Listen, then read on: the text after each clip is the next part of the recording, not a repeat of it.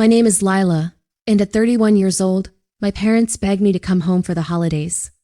The text came in early December, polite but persistent. Are you coming home this year? It would mean a lot to your dad and me. The holidays just aren't the same without you. I stared at it longer than I expected, feeling a tug I hadn't felt in years. That sentence, simple, ordinary, full of longing, was the kind I'd rehearsed in my mind 1,000 times over, hoping one day it would come from them. And when it finally did, I didn't question it. I just smiled. Work had been relentless. My team was understaffed, my sleep schedule a chaotic patchwork of naps taken between back-to-back Zoom meetings. But I told myself, they miss you. They asked for you. And so I did something I almost never allowed myself to do. I requested time off.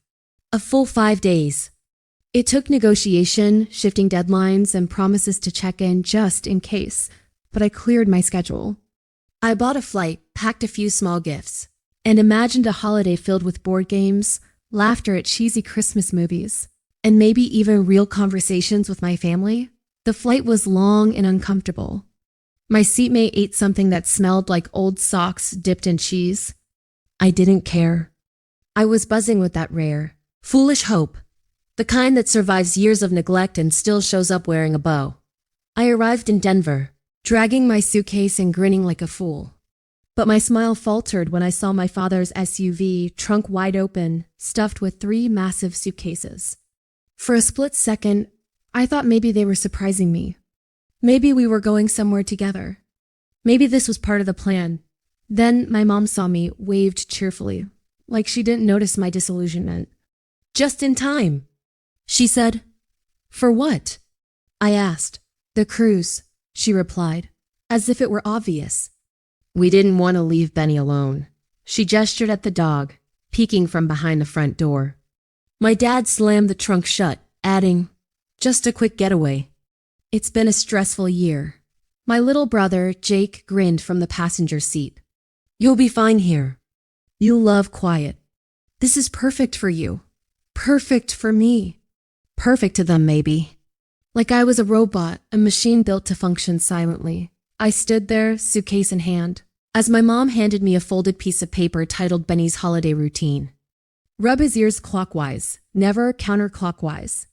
Diffuser with lavender at 8 p.m. I nodded silently, swallowing the hurt, trying not to shatter. They hugged me briefly, already distracted.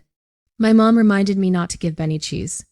My dad asked if I could pick up a delivery scheduled for Wednesday. Then, without another word, they drove away. And just like that, I was alone.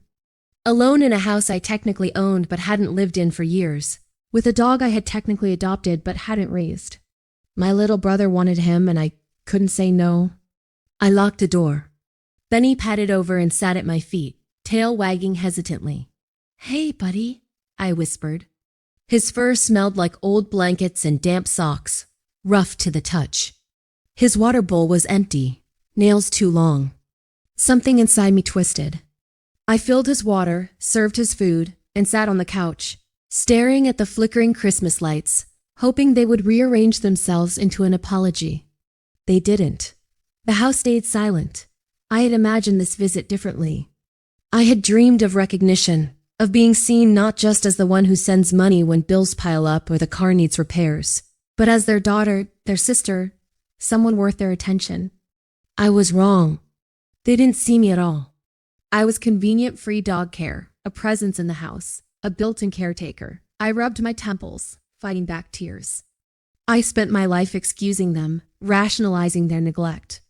"It's not personal," I told myself. "I'm just not easy to love."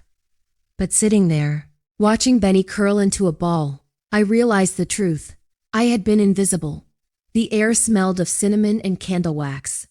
Holiday decorations surrounded me, none of them mine. They never thanked me for covering bills or taking care of the dog. And yet, part of me still wanted a call.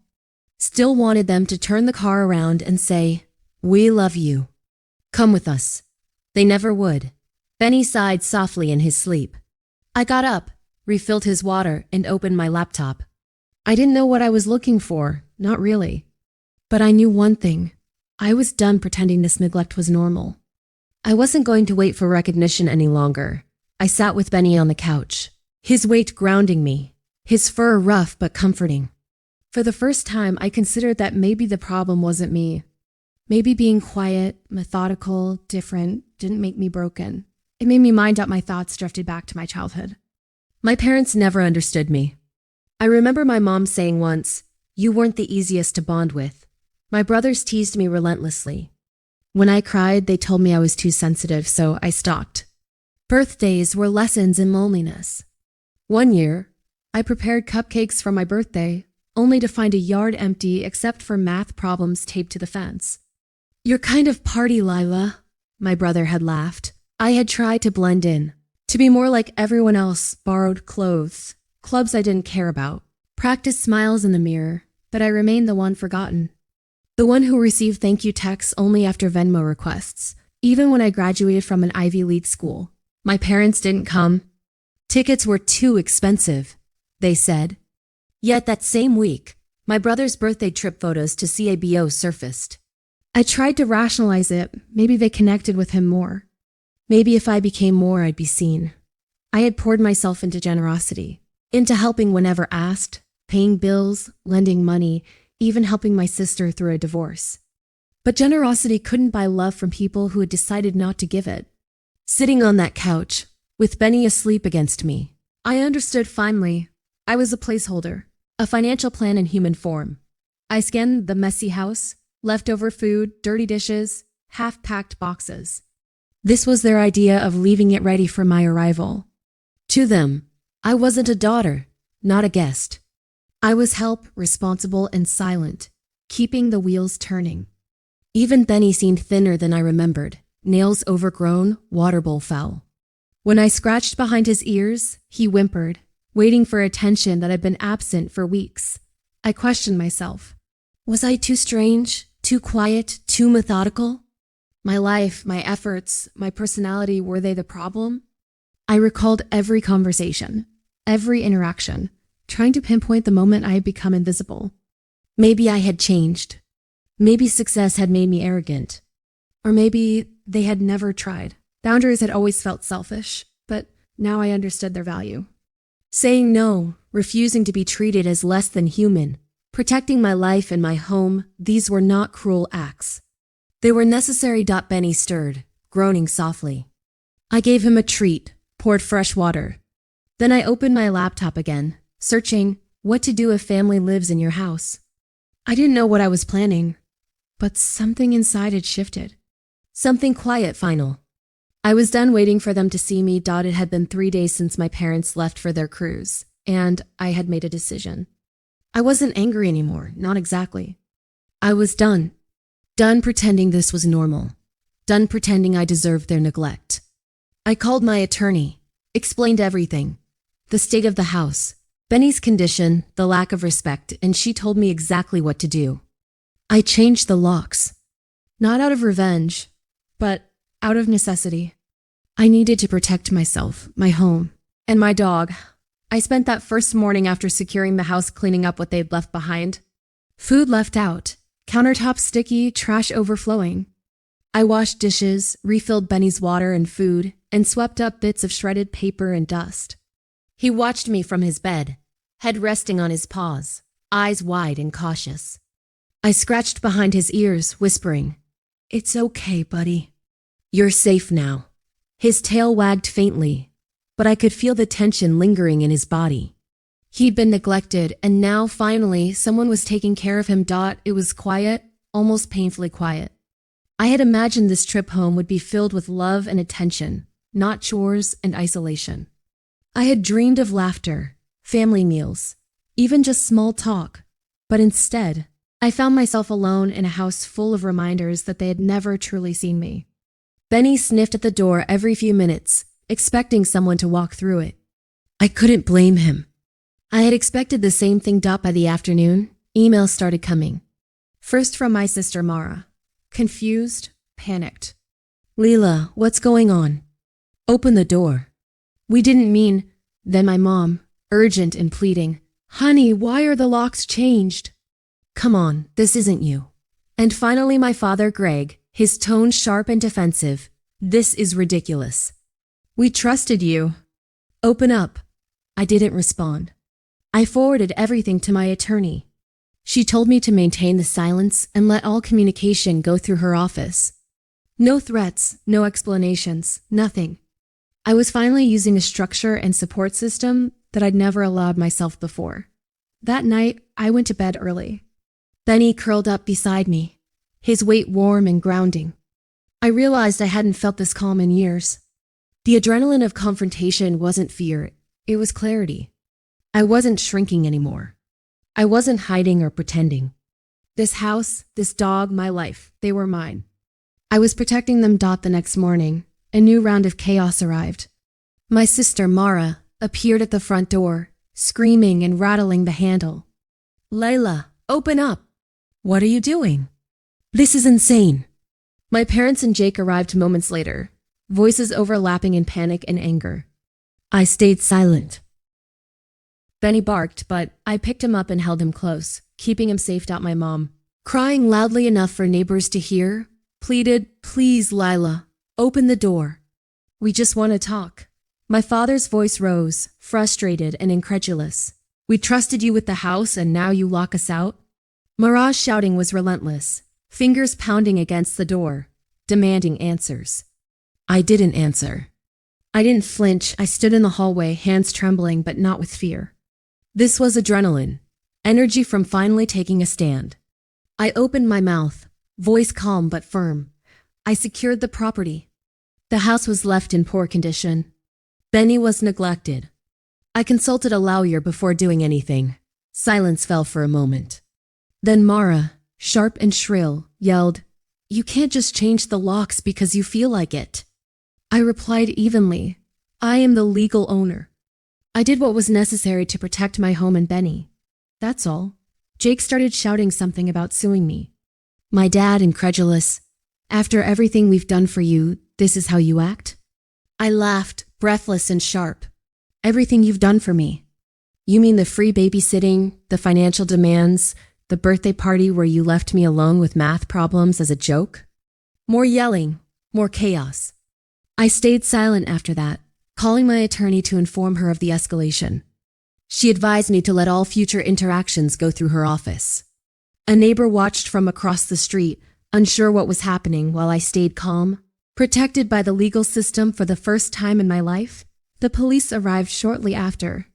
I handed them the house deed, photos of the mess, and Benny's vet report. The officers were professional, calm. One turned to my dad, explaining clearly, "Ma'am, sir, she owns the house. There's no lease agreement here. She has every legal right to secure the property." My parents were stunned, humiliated. They had expected me to cave, to apologize, to let them run the house like they always had. But this time, nothing I did could be exploited. Eventually, my family left. My mom sobbed. Mara flipped me off from the car window. Jake shouted something unintelligible, and my father's face was pale, a mixture of fury and disbelief. I stayed inside, Benny in my lap, feeling something I hadn't in years. Calm. Relief. I hadn't lost my family. I lost people who had never valued me. People who had treated me like a resource instead of a person. Weeks passed. Benny settled in, his tail wagging more freely, his fur softer, nails trimmed, water and food always clean. I started thinking about long-term security, not just emotionally but physically and legally. I hired better locks, added security cameras, and eventually installed a full alarm system. I felt safe in a way I hadn't since childhood, when my parents' expectations had always hovered over me like a storm cloud. But my family didn't stop. Emails came, escalating from confusion to rage to manipulation. My mom sent messages trying to guilt me. My sister threatened legal action. My dad demanded explanations. Each email was forwarded to my attorney. She handled them efficiently, shutting down every attempt to manipulate me. The control that had always been theirs over me, over my actions, was gone. I was finally enforcing boundaries. One night, the escalation hit a new level. My parents attempted to break in, assuming I would be away. Motion sensor lights snapped on. Security cameras captured everything. Police arrived again, and charges were considered. My attorney filed the appropriate complaints. My family claimed the house was theirs, that I had stolen Benny, that I was mentally unstable. But without documentation, without leases, without proof, just their voices raised in anger, their claims were weak. Then came the civil suit. A poorly drafted legal complaint claimed I had illegally evicted them, taken the dog, and was mentally unfit to manage the property. It was laughable. A year ago, this might have shattered me. Now I felt only focus. I prepared for court meticulously. I wore a gray pantsuit to the hearing, hair pulled back, expression neutral.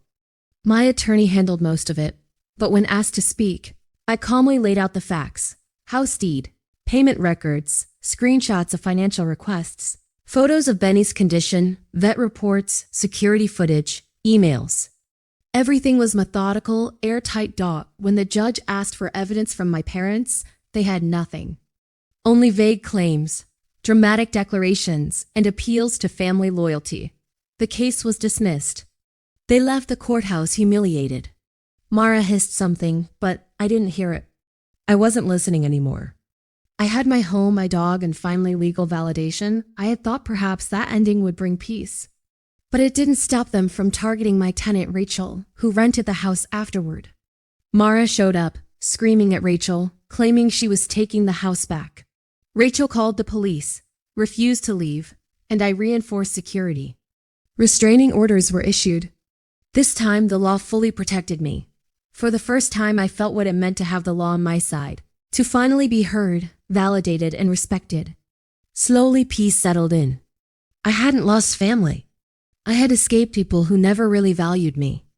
People who had taken without giving. And I was done being exploited. After the legal battle and the break-in attempts, life slowly began to feel normal again, or as close to normal as it could get. Benny was thriving. I had created a small corner in the living room for him, complete with a soft rug, a view out the window, and 3 plush toys that he pretended not to care about but secretly loved. Watching him finally relax, curling up and breathing easily, was a relief I couldn't put into words. He wasn't just my dog anymore. He was a companion who had been through as much as I had, someone who trusted me fully without conditions or expectations. With the house secure and Benny safe, I finally had space to breathe. I began paying attention to things I had neglected for years. My finances, for example, which had always been a mix of paying off my parents' unexpected requests and covering bills they refused to manage. Now I was building real savings. Not emergency-only funds or what-ifs. Actual savings. Enough to feel secure, to feel like I had a future that wasn't constantly dictated by other people's whims. I moved from my tiny studio apartment into a 1-bedroom downtown. It wasn't luxurious, but it was mine. I bought a plant, something alive, thriving, and dependent on me, unlike the toxic relationships I had been forced to maintain for decades. The plant was still alive, which I considered a small miracle, and it reminded me every day that I could nurture life, in small ways for myself. For the first time, I allowed myself to meet new people without the weight of family judgment. That's how I met Ethan, at a small networking event neither of us wanted to attend. We found ourselves hiding near the bar, laughing at the buzzwords everyone else was parroting. He worked in finance too, though in a different sector, and we immediately clicked over mutual exhaustion and sarcastic humor. He didn't talk over me. He didn't flinch when I mentioned spreadsheets as a hobby. Instead, he asked what formulas I built for fun and genuinely listened. When I told him about my family, the history of neglect and entitlement, he laughed not cruelly, but in a way that made me feel seen. "I don't know," he said. "I've met robots with less emotional range." And for the first time in months, I laughed. Really laughed. Not the polite, forced laugh I had practiced for years, but a real, unburdened laugh that left my cheeks hurting. Meanwhile, I kept Benny's routine carefully maintained. He had his little rituals now. Morning stretches by the window, an afternoon nap in his favorite sunny spot, and evening cuddles that became a sacred part of my day. The house felt alive again, but on my terms. I was setting the rules, not reacting to someone else's sense of entitlement. The emails from my family eventually slowed, though they never entirely stopped. My mom tried passive-aggressive messages, my sister attempted manipulation, and my dad occasionally called pretending to be concerned. But with the restraining order in place and my attorney handling any serious threats, I could ignore them without guilt. I had learned that ignoring toxic demands wasn't cruel. It was self-preservation. As the months went by, I noticed other changes in myself. My confidence grew, not the arrogant, showy kind, but the quiet assurance that I could protect myself and my life. I started setting boundaries at work more clearly, saying no without over-explaining, and even suggesting projects and responsibilities that aligned with my skills rather than being shoved into tasks out of obligation. My colleagues began to notice the shift. They commented on my clarity, my decisiveness, and my calm under pressure. It was a strange, satisfying change. I wasn't doing it for them. I was doing it for me. One evening, as I was organizing Benny's toys, Ethan came over. He helped me arrange a new orthopedic dog bed for Benny. I made a dry joke about being the human equivalent of beige wallpaper, bland, unnoticed, functional. Ethan tilted his head and smiled. "You're not beige. You're titanium. Quiet, strong, and impossible to bend." I didn't cry at that moment, but I felt it, a recognition of my resilience, my survival, my ability to stand firm after years of being overlooked. Even work became easier. I negotiated my hours to allow more personal time. I took walks in the park with Benny without feeling guilty for leaving work behind. I rediscovered hobbies that had been shelved, baking simple cookies, reading novels without analyzing them for productivity lessons, even sketching occasionally. The little pleasures I had denied myself suddenly mattered. They weren't indulgences. They were acts of reclaiming my life. I also started reconnecting with old friends, cautiously at first. Invitations to coffee, weekend outings, and occasional dinners allowed me to rebuild a social life that hadn't existed in years. These weren't people who asked for favors or expected me to be invisible. They appreciated me for who I was, not what I could do for them. I had almost forgotten that feeling. And then there was the ongoing transformation with Benny. He had been neglected, yes, but now he flourished under consistent care. His fur became shinier, his nails trimmed, his energy playful. He had grown attached to routines, to small signs of stability, just like me.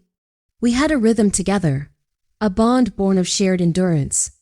When he looked at me with those trusting eyes, I felt a deep connection that I had never truly experienced with my own family. The holidays came again, but this time, I celebrated differently. I put up a small Christmas tree, hung lights, and arranged ornaments at my own pace. There were no expectations, no silent comparisons, no invisible judgments. I bought small presents for friends, for Ethan and for Benny, who seemed to enjoy the wrapping paper almost as much as the toys inside. On Christmas Eve, Ethan and I shared a quiet dinner. We laughed, talked about future plans, and joked about traditions that made no sense to either of us. It was simple, but rich. There was no chaos, no pretense, no hidden agendas. I realized that peace didn't have to be loud or dramatic. It could be quiet, steady, and comforting.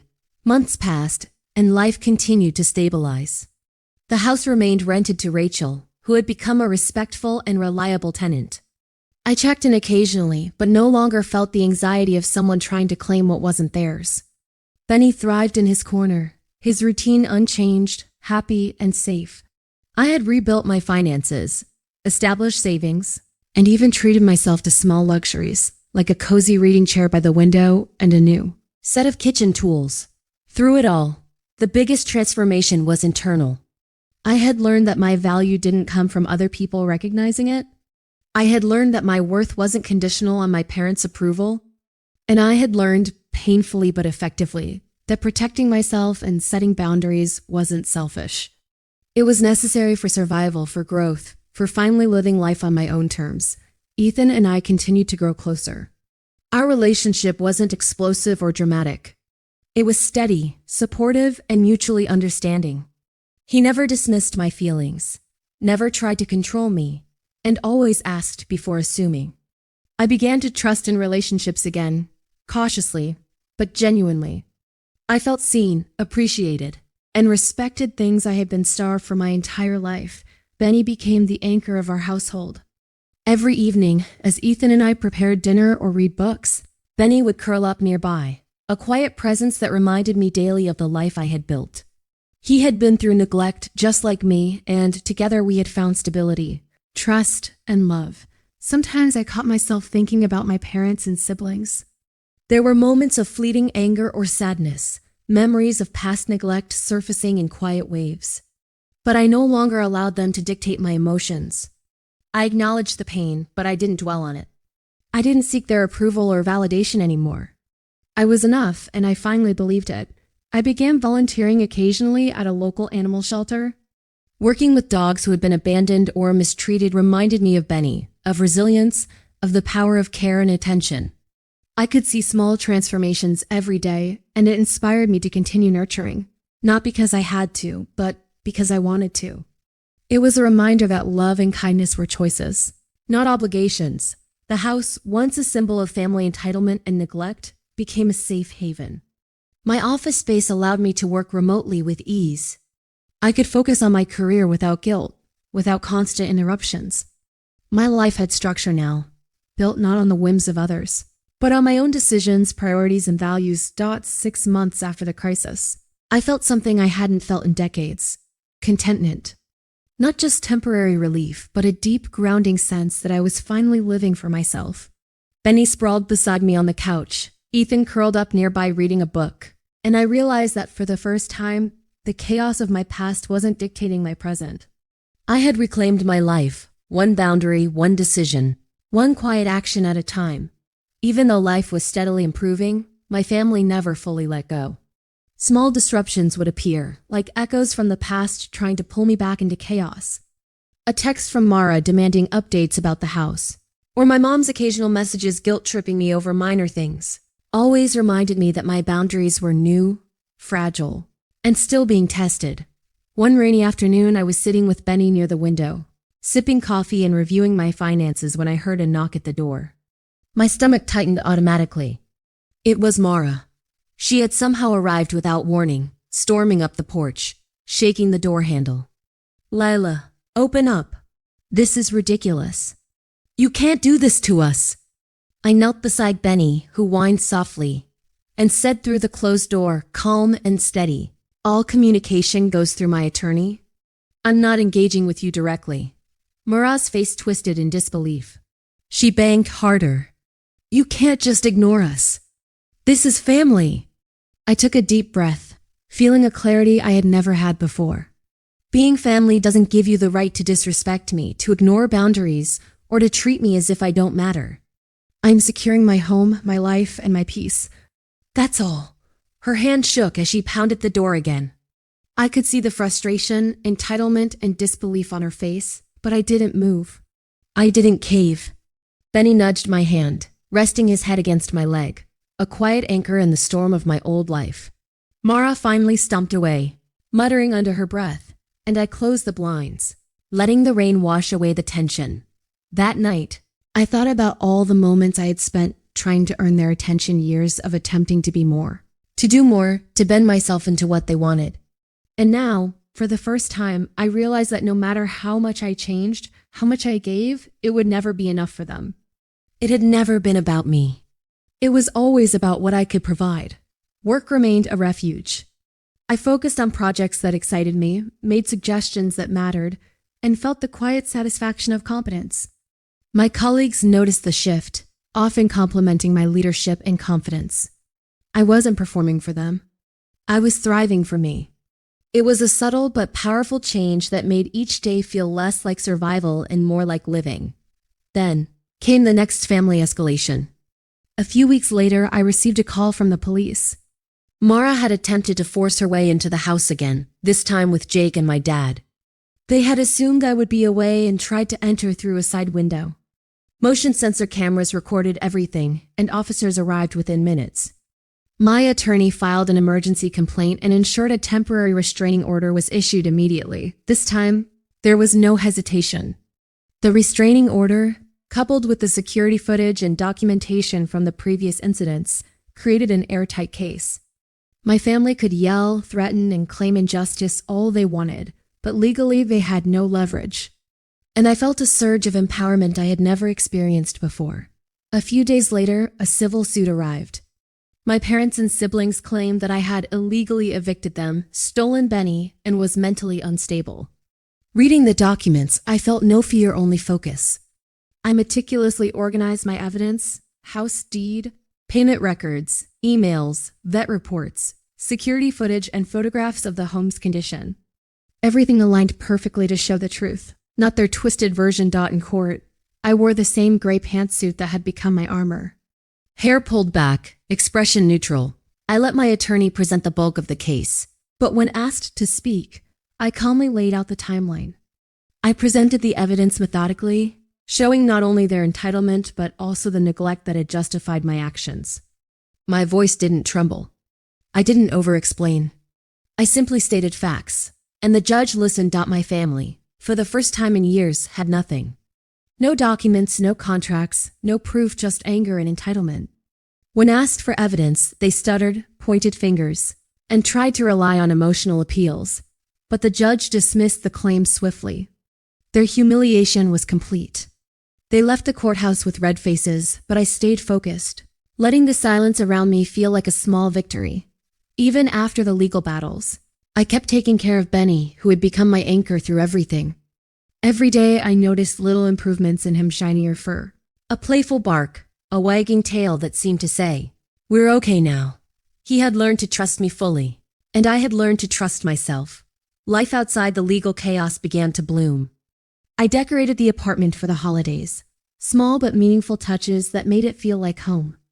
I cooked simple meals for myself, set up Benny's corner with care, and allowed myself to relax without guilt. Ethan came over frequently, helping me with small projects, making me laugh, and showing me that relationships could exist without manipulation or judgment. Our connection wasn't dramatic. It wasn't filled with over-the-top gestures or endless chaos. It was steady, reliable, and comforting. He listened when I needed to talk, asked questions when he wanted to understand, and never made me feel like my past or my habits were burdensome. With him, I learned that companionship didn't have to come at the cost of my independence or sanity. Even the tenant situation stabilized. Rachel remained respectful, paying rent on time, maintaining the property. I checked in occasionally, but no longer felt the anxiety that had plagued me in the past. She had become part of the household in a way that felt balanced and fair. I also started focusing on myself more intentionally. I rediscovered hobbies I had set aside for years: baking, reading novels, sketching, even journaling about my growth and experiences. These weren't obligations or chores, they were choices that reminded me of my autonomy. I realized that reclaiming my life meant building small joys and routines that reinforced my sense of self-worth. The holidays arrived again, but this time they were mine. I didn't wait for anyone to validate them or to show up to celebrate. I put up decorations, played music I liked, and prepared a simple feast. Benny had his toys, his favorite blanket, and plenty of attention.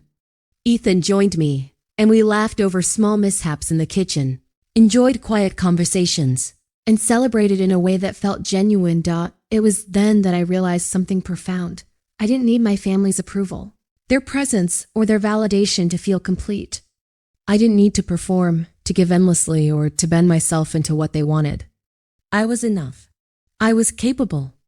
And for the first time, I felt fully in control of my life. Sometimes, I thought about my parents and siblings, about the years of neglect and entitlement, the patterns that had shaped me. There were moments of fleeting sadness or anger, memories of being ignored or treated like a resource. But I didn't let them dominate my thoughts. I acknowledged them, processed them, and let them go. They couldn't control me anymore. I was finally free. Through all of this, Benny remained my constant reminder of resilience. He had survived neglect and abandonment, just like me, and together we had found stability, trust, and love.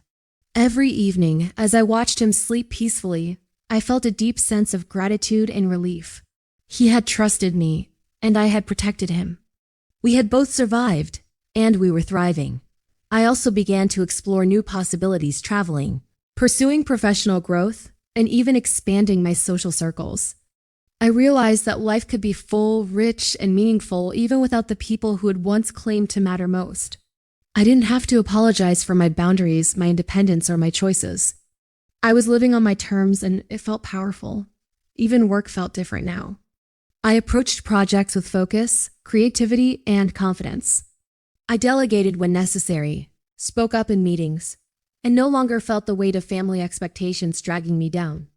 My career flourished because I was no longer dividing my energy between survival and validation. I could fully invest in myself, and the results spoke for themselves. 6 months after the initial confrontation, I felt a sense of peace I had never experienced. Benny curled up beside me, Ethan by my side, and the apartment filled with warmth, light, and laughter. I had reclaimed my life. One decision, one boundary, one act of courage at a time. I wasn't just surviving anymore. I was living by the time the next holiday season rolled around. My life had changed completely. Benny had settled fully into our home. His little corner by the window, with the soft rug, the plush toys, and the daily routine, had become a symbol of stability and trust. Watching him nap in the sunlight reminded me daily of what resilience and care could achieve. I had built a life that felt safe, warm, and mine, and it was deeply satisfying. Ethan and I were stronger together than I ever expected. Our relationship wasn't flashy or dramatic. There were no grand gestures or forced excitement. Just quiet understanding, shared routines, and laughter that felt effortless. He supported my growth, respected my boundaries, and celebrated my quirks. He didn't ask me to change, didn't dismiss my past, and genuinely listened when I spoke about my experiences.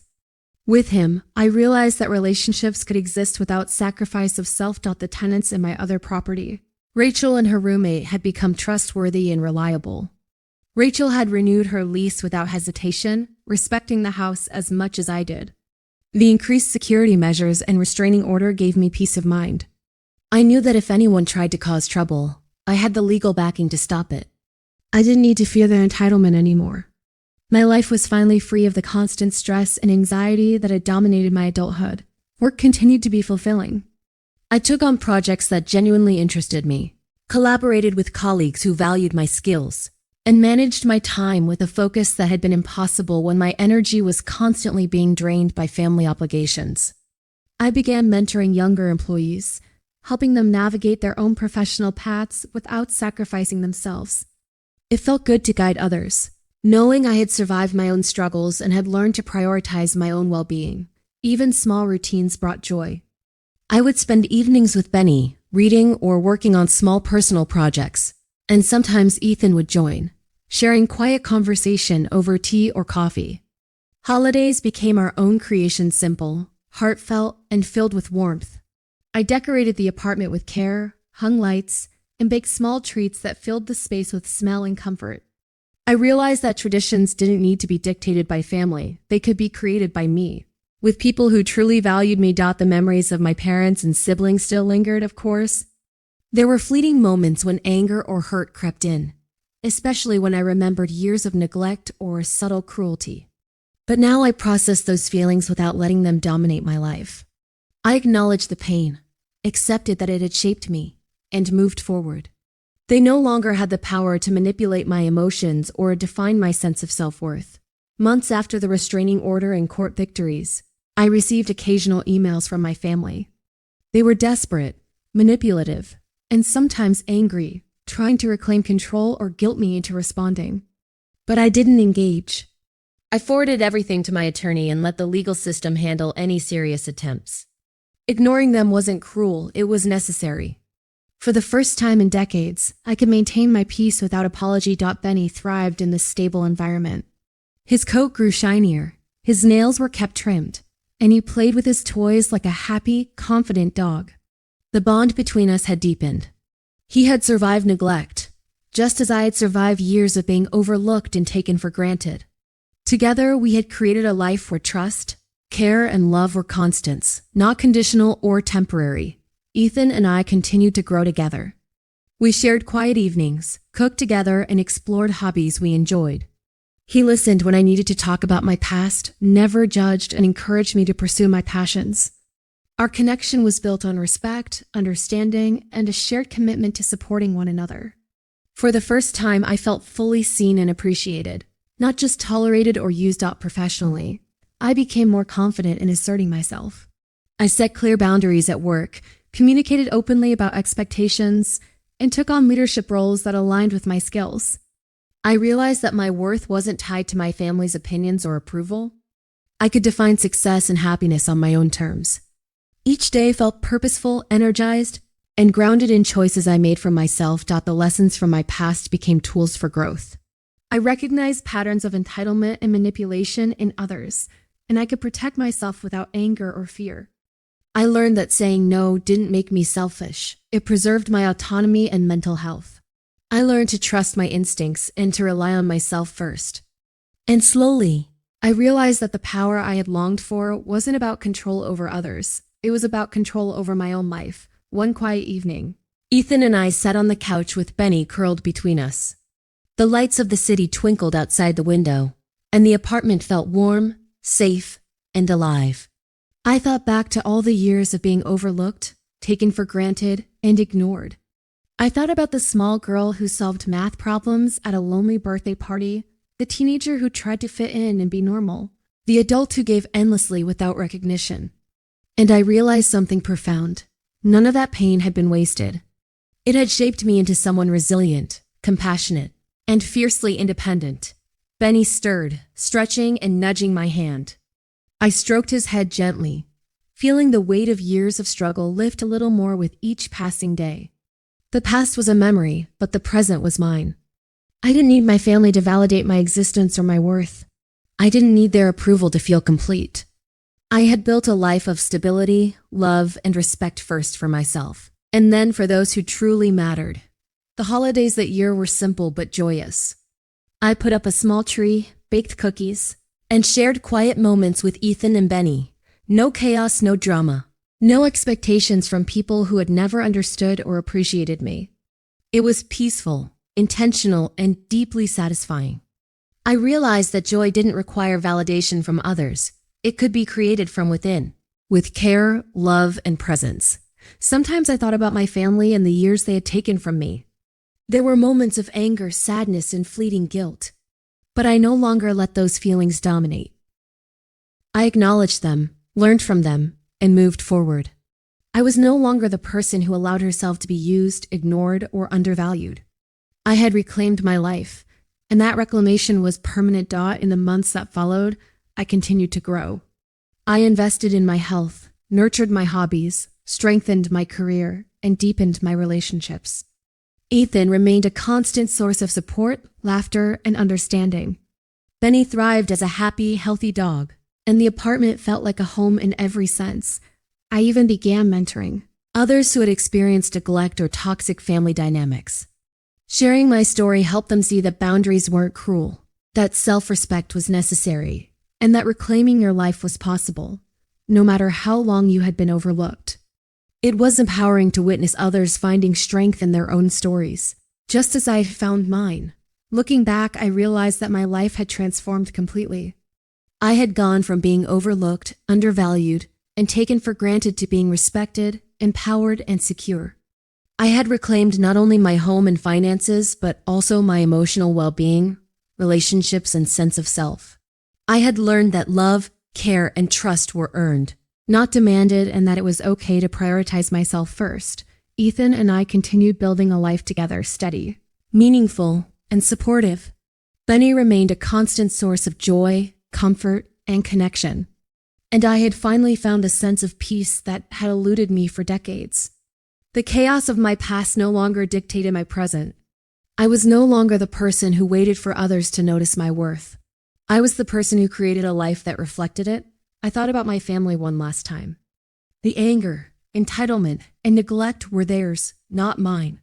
I had set boundaries, protected my home, and reclaimed my life.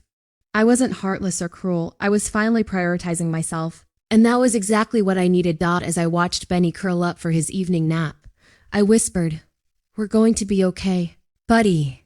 And for the first time in my life, I truly believed it. I wasn't waiting for validation, approval, or recognition. I had everything I needed: security, love, purpose, and peace. The law, my boundaries, and the life I had rebuilt had all worked in my favor. My family had lost control, and I had gained autonomy. I was finally free to live my life without guilt, fear, or manipulation. And I knew deep down that the quiet, strong person I had always been, the person I had once feared was broken, wasn't broken at all. She was resilient, resourceful, and unstoppable. That night, as Benny slept beside me and the city lights twinkled outside, I felt a profound sense of relief. No more waiting, no more hoping for people who never truly valued me. I had done the hard work, set the boundaries, and reclaimed my life. And now I could finally live it fully, without compromise. The peace I felt wasn't loud or dramatic. It was subtle, steady, and powerful in a way that no anger or revenge could ever match. I had survived neglect, manipulation, and entitlement. I had thrived despite it. And I knew that the quiet strength I had developed over the years was mine to keep forever. Life went on stable, meaningful and beautiful in its own quiet way. Ethan and I continued building a shared life. Benny remained the anchor he had always been, and my career and personal growth flourished. I was no longer the girl who waited to be noticed. I was the woman who knew her worth and lived it every single day. And so, that was the story. A story of betrayal, resilience, and finally reclaiming life. Some may say I went too far. Others might claim I should have done it years ago. But in the end, I don't regret it. I learned that boundaries, self-respect, and protection of one's life are not just necessary, they're life-saving. I finally put myself first, and it changed everything.